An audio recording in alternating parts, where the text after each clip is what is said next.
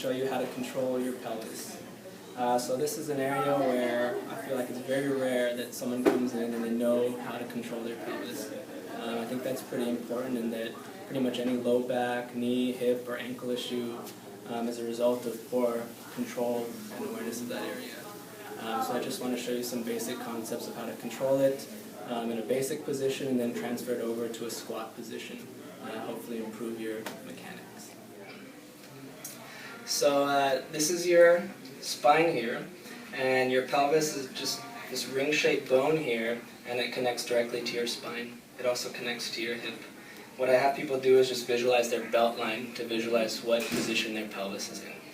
So I'm going to show you a basic movement of the pelvis, one of the many motions of it. We're going to do a motion where the front of your pelvis tilts up. That causes your spine to flatten against the table. And then we're going to do a motion where your pelvis tilts down away from the front. And that's going to cause your spine to arch away from the table. So I'll show you on myself next. Yeah.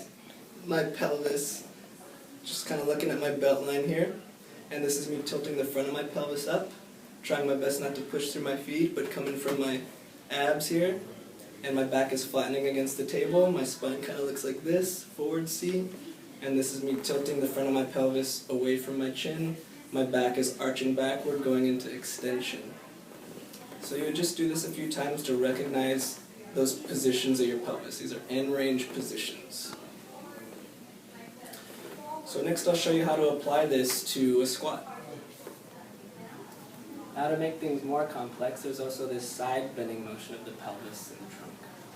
So this is me lifting up my left side of my pelvis, and this is me kind of lifting up the right side of my pelvis. This is important to control with like single leg balance. I oftentimes see people kind of letting their pelvis fall over their hip and cause a lot of strain on the hip and the right side of the back here. Or with single leg squats, you want to make sure you're getting into a good pelvis position, holding it level over the hip, and then you go down into a nice squat. Notice that both sides of my pelvis are level. This would be stable, this would be not so stable. And then incorporating that flexion and extension position from a side view. If I do a single leg squat, I also want to make sure that I maintain that neutral pelvis position throughout the squat, protecting my back, and that I don't do too much extension, which would strain my back and the front of my hip, or too much flexion, which might cause overstrain on my back, my muscles, and discs. So neutral from a side view as well with the single leg squat.